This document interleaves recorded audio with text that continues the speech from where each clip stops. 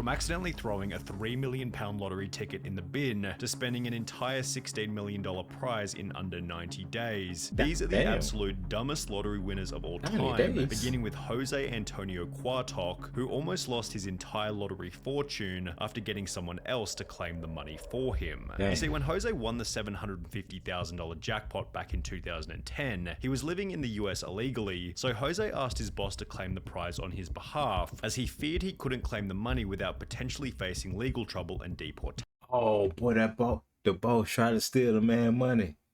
You already know that the boss said, yeah, nah, fuck out of here. That ain't yours. It's mine now. But he tried to debo him for his motherfucking money. Boy, ooh.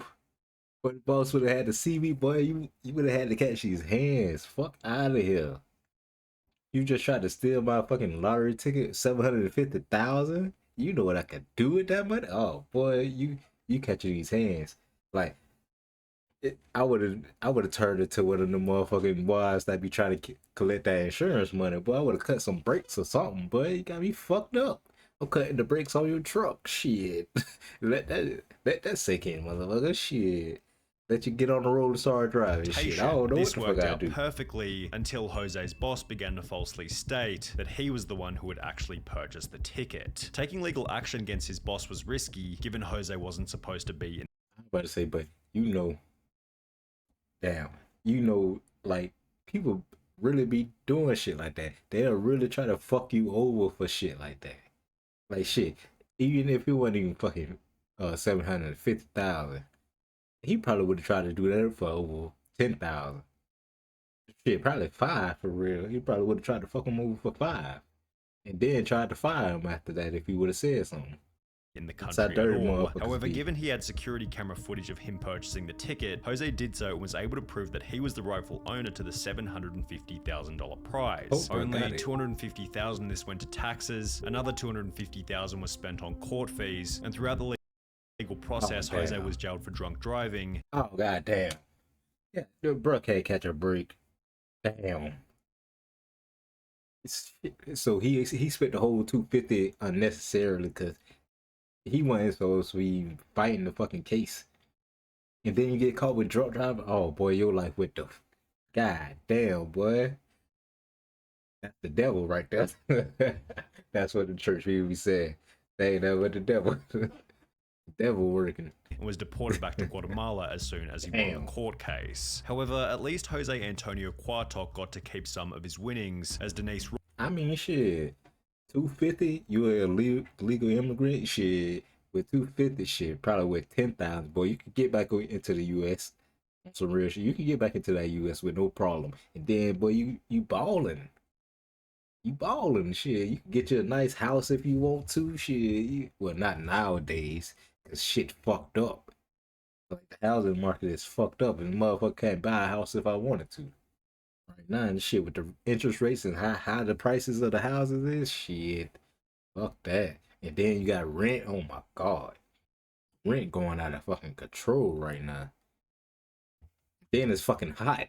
Fuck, it's hot as fuck at all times. Feel like shit. Rossi wasn't so fortunate. When Denise won a jackpot of $1.3 million back in 1996, she'd been married to Thomas Rossi for over 25 years, yet their relationship was apparently lacking in transparency, as Denise didn't tell her husband about the win, and instead filed for divorce only 11 days after buying the lucky ticket. I was afraid to tell Thomas because I knew he would try to take the money away from me. I went to the Lottery Commission office and told them I was married but contemplating divorce. They told me she a dirty motherfucker. That's wrong. Unless he been beating your ass or some shit like that for you to win that type of money and be like, I ain't telling this motherfucker shit. Like, you was a dirty motherfucker. But if he'll beat her ass, then never mind. But fuck that. 20 years. That was 20. She said 20 years, right? Hold on, let me see. From me. I went to the Lottery Commission office and I was afraid to tell him and instead filed for divorce, only lacking in transparency, as Denise didn't tell her husband about the win and instead filed for divorce only 11 days after buying the lucky ticket. offers and told them I was married but contemplating divorce. They crazy, told me to file before I got my first check, which I did. Denise was initially successful in hiding the money from her now ex-husband, as for a whole 2 years after their divorce, Thomas had no idea that Denise had ever won the lottery. However, in May 1999, a letter was sent to Thomas's home address, asking if Denise was interested in a lump sum buyout of her lottery winnings. This was the first Thomas knew about the lottery prize. He confirmed that Denise was a winner with the California lottery, and given they were still married at the time of the win, Thomas launched a lawsuit stating that he was entitled to half of the prize. I don't know how I feel about this, because in my mind, shit, I feel like he deserves a something. Like, shit, I feel like he deserves something, but I don't know about half. But then I feel like she wrong as fuck for doing that, because as soon as you got some money, you left him. Like, what the fuck? Like, I don't know how I stand, because in my mind, I don't want motherfuckers thinking they're entitled to my motherfucking money when I won this money, you ain't win it. But shit, I just don't know how to get it out. Like, motherfucker, my money is my money. Fuck out of here. You don't deserve shit, in my opinion. Like, but if I'm married, it's a little different, because you supposed to be splitting shit with your with your spouse or whatever the fuck you want to call it, your partner. You supposed to split the shit.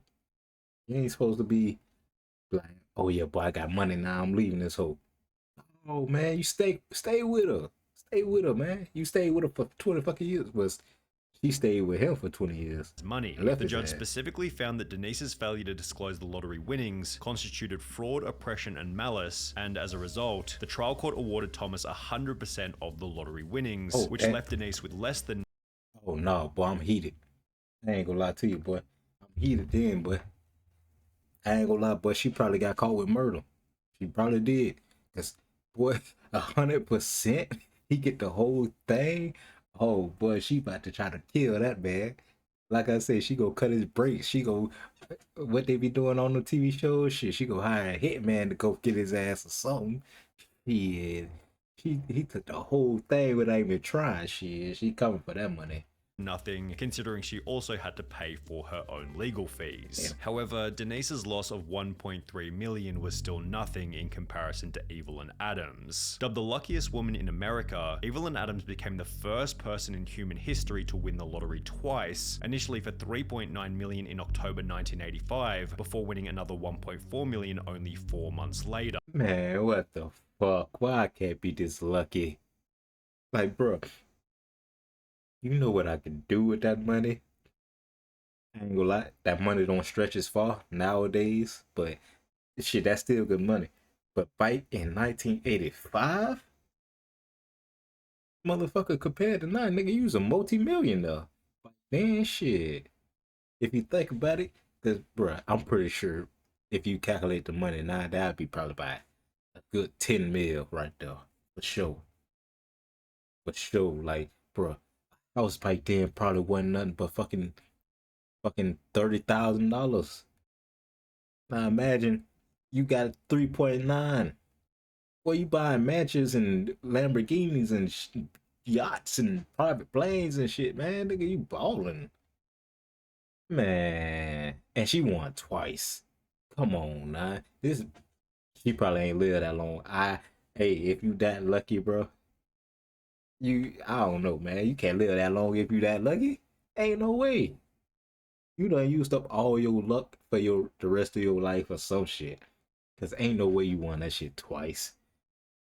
With the probability of this win being approximately 1 in 17.3 trillion, Evelyn seemed to realize that she had no lottery luck left by stating that she was going to quit playing and instead began to buy various businesses, including the convenience store where the lucky tickets had been purchased. While you could argue that this was a smart move, Evelyn still hadn't fixed her gambling problem, and instead of buying more lottery tickets, she instead took the rest of her winnings to the Atlantic City casinos, where she lost her entire remaining fortune to the slot machines. Not the slots. Oh my god. Not the oh man, that's crazy, bro. And the thing is, you could be sitting at the slots all fucking day. She probably, to lose that amount of money, bro, you had to be how much was the slot machines? Cause I ain't gonna lie, I don't think I ever catch you put $20 in them or something. I don't think you could put hundreds in it, can you? Well, I'm pretty sure in Atlantic City you can.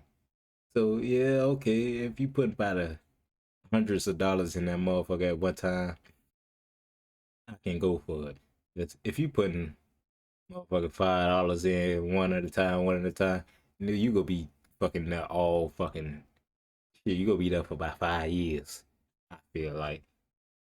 But if you putting hundreds in there, them hundreds can get to going, boy. And a lot of them hundreds start disappearing quick. Without any money left, her businesses failed one after the other, and by 2012, Evelyn was living in a trailer park. Wait a minute, how the businesses fail? Because she ran out of money. No, she must have been supporting the businesses all the way. God damn, the business is supposed to be making the money, not you. You ain't supposed to be paying the business. Shit, the business is supposed to be paying you. You work for the business at that point. While stating to the media, winning the lottery isn't always what it's cracked up to be. Shut up, you just had a fucking gambling. Motherfucker, anybody at a barber would be happy to win fucking money on a lottery. Motherfucker, you won twice and went broke. Fuck out of here. I ain't taking no pity on you, motherfucker. Fuck out of here. Kelly Rogers likely had a similar outlook, as after winning over £1.8 million at the age of only 16, her life was also... Huh? How you can... I thought you couldn't play the lottery at 16. I thought you had to be at least 18, ain't it? Or am I tripping? No, am I tripping? I thought you could only play at 18. Ruined. Initially, Kelly stated, "I will not go wild and spend loads. I'm going to take some advice and see an accountant. Hopefully, I will make us all comfortable. I want to help my family, but I won't change. I just want a normal home, nothing posh. I just want a normal car as well." She lied to herself, but she saw how much money she had, but she said, "Fuck that! I'm going to get that car and house. Fuck that. Fuck everybody else." I know she done spent that money. She spent that bread. However, as soon as she received the money, Kelly instead spent £11,500 on 2 boob jobs, £300,000 on clothes, makeup and tattoos, as well as £85,000 on top of the range sports car. Wait a minute, hold on. You spent $300,000 on clothes, makeup, and tattoos. Motherfucking them clothes had to be Gucci, Louis, Fendi, Prada, all the motherfucking designer. First off, to even make it reach that number. Second off, I don't have a clue how much makeup costs at all, so I ain't gonna say shit about that. But tattoos, unless you go into like some motherfuckers that's doing some amazing fucking tattoos, ain't no way that's supposed to be somewhere in the cost of this shit. And I ain't gonna lie, I think that's a good price for a boob job, ain't it? I think that's about a good price. I ain't gonna lie. She probably could have spent more money on a boob job, I feel like, because them shits be costing too. To do that shit. So, and then, top of the range sports. How the that hold? This is backwards. Now that I think about it, this is supposed to be the 300,000 is supposed to be for the fucking sports cars, and the 85 is supposed to be for the clothes and makeup. What the fuck? Kelly spent a further £250,000 on holidays to locations including Mexico and Euro Disney, £118,000 on gifts to former boyfriends, £190,000 in unreturned loans to friends and family members, and £50,500 on solicitors' fees. Boy, she ran through that money fast as hell. I'm glad he ain't put no date on because I'm about to make up my own date. I'm gonna say this all within about 2-3 months right here. For sure. The way she'll spend this by 2-3 months. For sure. Because when you start getting money, here you got a lot of friends and family. Then when you start getting some money, you got a lot of friends and family. All of which being purchased while she was still in high school. Kelly did make a few smart purchases, such as a £180,000 bungalow and a £96,000 home for her mum. I was fun to say what the fuck is a bungalow, but no mind. I think that's a house, ain't it? The type of house. So okay, she bought a house and bought her mama a house. She cool. That's cool. But for you to blow $300,000 on clothes and makeup, I don't know. No, that's horrible. Ain't no way you can justify it. The mama, well, shit. The mama probably couldn't tell her shit. Being real with you, the mama couldn't tell her shit. I already know. Cause think about it. You got to think about like, if you that age and you got that much money, ain't nobody gonna tell you shit or tell you what to do or tell you how to live your life at that point. Shit, man, I got more money than you. Fuck you talking about? I'm not listening to you. I got more money than you. I do what I want. You got to go to work. I don't. Type shit. That's what's gonna happen. That's probably what happened. End of the year, Callie was back to square one, being on welfare with only £2,000 left in her account. Damn. She since stated it was too much money for someone so young. Even if you say your life won't change, it does, and often not for the better. Yeah, I just wish I was a bit older at the time of winning it, because I think at 16, you're still just a child, and overnight, you've just got to grow up and become an adult. Oh, which is probably why... Oh, that wasn't in the U.S. Okay, I was about to say, yeah, that 16...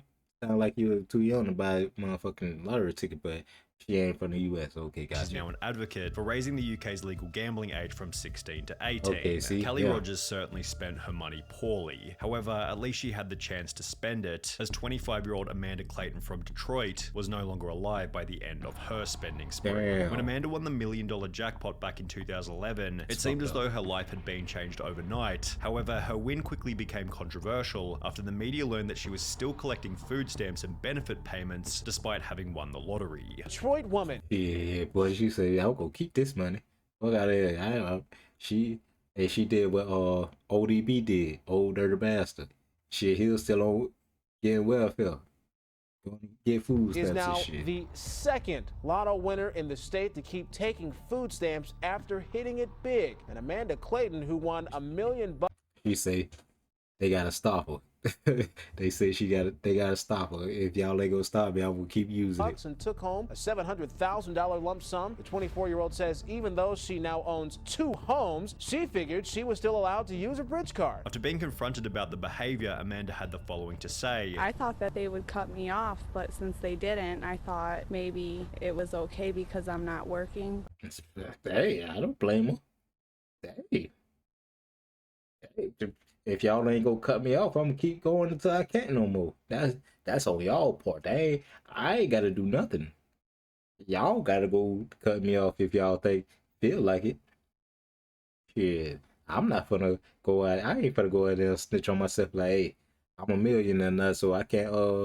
I ain't supposed to be on here. No. I'm gonna stay on there as long as I can. I'm just gonna have to go to the store one day and they say the card declined, and I got a call.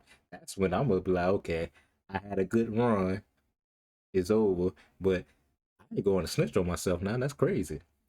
You tripping if you think I'm that good of a person. And shortly thereafter, she was charged with 2 felony counts of welfare fraud and was ordered to pay back the $5,500 worth of food stamps she'd received. While Amanda quickly paid the $5,500 back, she never got the chance to spend the rest of the money, as only 6 months later she would unfortunately overdose in one of her 2 homes. He says she was tormented by the fame and the problems that came with winning the lottery. What's the point of having money if you're not going to have happiness? He says she didn't want the money anymore and bought things for her family and set up college funds for her children. He says No, somebody killed her. Fuck out of here. She don't even look. What the fuck she doing? What the fuck she was smoking? Doing this back in the 2011. What was out then? Was it pills? I think pills was out in 2011. So maybe she was on pills and OD probably. She a little young to be doing motherfucking. I was gonna say crack. Yeah, this past the crack era, so it had to be like Molly or lean or some shit in this era right here. only had $67,000 of her winnings left. The end to Amanda Clayton's story was somewhat unexpected. However, a 2-second glance at Ryan McGee is more than enough to predict that this lottery win would eventually end in disaster. After winning £6.4 million back in 2008 at the age of 27, Ryan was placed on the Sunday Times Top 100 Rich list for young people. He purchased a luxury mansion in his home country of Ireland, which featured 5 bedrooms, an indoor swimming pool, a full champagne bar, and I ain't gonna lie, that house look ass as fuck. Like, that house look ass as fuck, bro. I'm sorry, but of Ireland, come on now. Which featured like, look at, no, why is the wall so close? I mean, I can stand up in there because I'm short as hell. But you could have a nice sized person in there, probably like 5'10", 5'11". They gotta bend down. Look like hell no. Like I don't want no slant. I want a high roof. 5 bedrooms, an indoor swimming pool, a full champagne. Like look at this. Like, your head is literally up against the wall right here. Like no. But it is raw that he got a whole little bar in this motherfucker. That is raw. I like that right there. Pain bar, and a 2-car garage where he kept his brand new Ferrari 458 Italia. However, as you might expect, this is where things began to go terribly. Only 3 years after buying the Ferrari, Ryan slipped off the road, crashing the car into a field, mainly because he was driving in the snow. Locals were amazed Ryan was driving the Ferrari in that weather, especially when he had a more suitable Range Rover he could use. The Ferrari was not understood to be running on winter tires, which, while costing around 4,400 pounds, hugely boost grip and handling in icy conditions. Ryan's property development business then dissolved, which was accompanied by a divorce from his wife and the sale of his luxury home. Then, 2 years later, Ryan McGee was pulled over driving an uninsured Ford Focus without a license. However, the most interesting part is that he had to claim legal aid, which is a service for those who are unable to afford. Where the money went? He ain't explain where the money went just now. Am I tripping? I don't think I'm tripping. He ain't explain where the money went. The money should have went, he had property. The money should have went somewhere. How much property he had? Afford a lawyer. What the fuck? Now, Ryan McGee was a complete idiot with his money. However, he still looks like... Talk about a complete idiot. It didn't sound like he bought nothing. All he said, he bought a luxury house and a car and a Range Rover and a fucking Ferrari. That's tame compared to everybody else. Where the rest of his money went at? In real estate? That's not dumb. Where the hell the rest of that man money went? The wife stole it? Probably.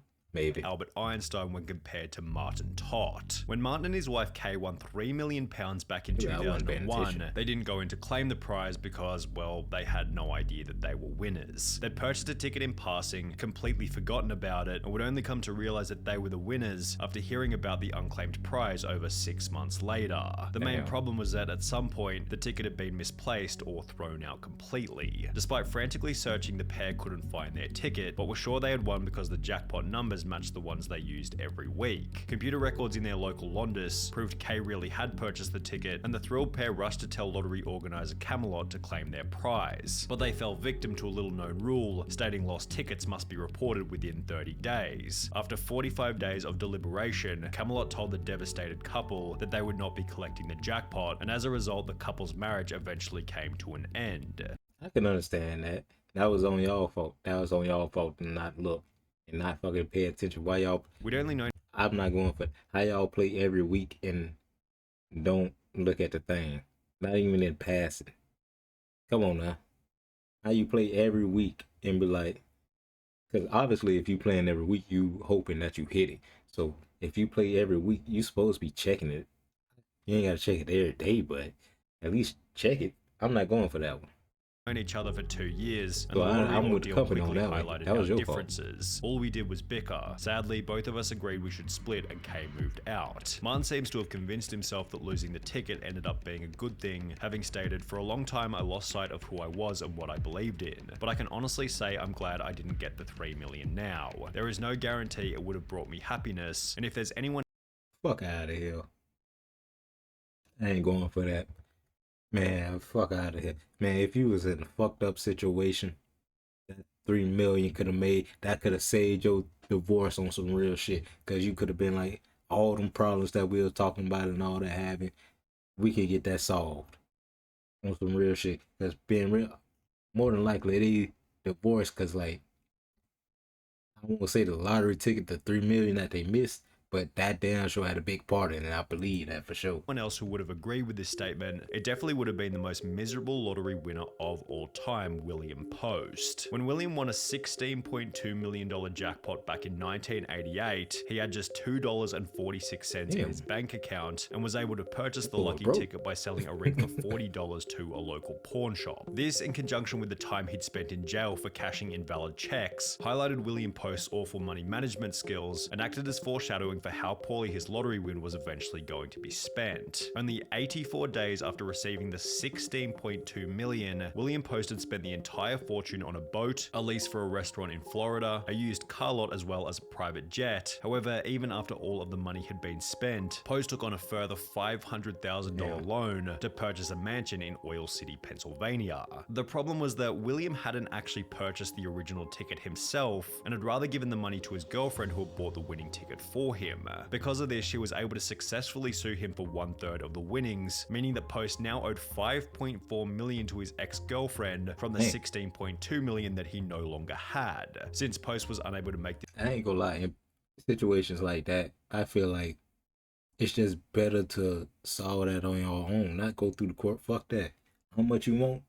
I do this. I give you that to you, because when you go through court, you gotta pay lawyers and shit, and they go eat up all your damn money and shit. I'd rather just solve that out of court. Fuck that. His payment, the judge ordered that his bank account be frozen until he was able to come up with the money. However, before he was able to sell enough stuff to pay the $5.4 million, William was arrested and ordered to serve a 6 to 24 month prison term for an assault charge from 6 years prior. Toward the end of his life, Post was on his 7th marriage with over $1 million in debt. He was getting by on food stamps and a job paying $450 per month. However, William Post still doesn't have the craziest lottery win story of all time. That title goes to Andrew Jackson Whittaker, whose life would change forever after winning $315 million back in 2002. Unlike almost everyone else in this video, Whittaker was actually quite successful prior to winning the lottery, having built up a net worth of over $17 million with the assistance of his construction. Hold on, man. This man was already a fucking millionaire. He just became damn near.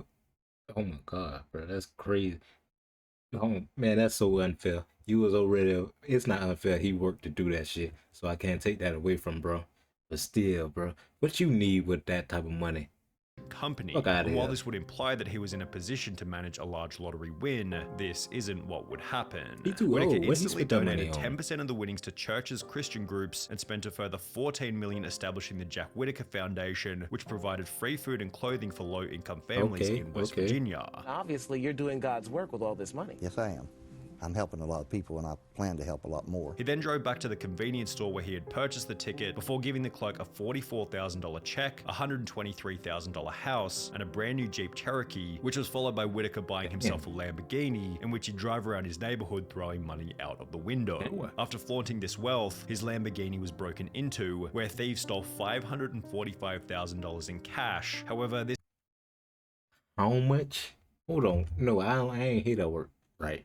How much? Broken into, where thieves stole $545,000 in cash. Huh?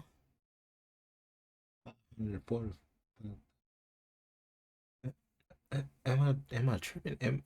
Is my brain not comprehending something? What the fuck is going on, huh? $545,000 in cash? 500. What the fuck is that type of money doing in your car? What the fuck? Oh my, no, what? What is that type of money doing in your car? What? Oh my god. However, this apparently wasn't much of a wake-up call, as his car was then broken into for the second time, resulting in the loss of a further $200,000 cash. Use a walking lick, my nigga. I'm sorry, use a walking lick. Who keeps that type of money in their car? In the car. Who keeps $200,000? Fuck that. Who keeps $500,000 in a car? Who? I'm mad now, bruh. Who keeps that type of money in the car? Who keeps $200,000 in the car? Bruh, they hit you for $700,000. They hit you for damn near $1 million just by breaking in a car. You, oh my god. I'm pissed off now. What the Jack fuck? Whittaker's granddaughter passed away, his daughter then passed away, which was followed by a divorce with his wife. And now you've lost your granddaughter, you're about to be divorced from your wife. Where does this ever end? Leading him to state that he had lost everything. I pretty much lost everything I owned. healthier in my life. You got lots of money. Money has never meant anything to me. You have to have money to exist in this world, but money doesn't rule the world. Money is not what makes people happy. And that he wished he had never purchased the lottery ticket in the first. I mean, I feel for bro, but what they got to do with you having all that money? You say they passed away, and they ain't got nothing to do with that money. Don't put that on our money. You had a good time with that money. Don't put that on our money. Now, come on. My wife had said she wished that she'd torn the ticket up. Well, I wish that we had torn the ticket up too. I just don't like what I've become.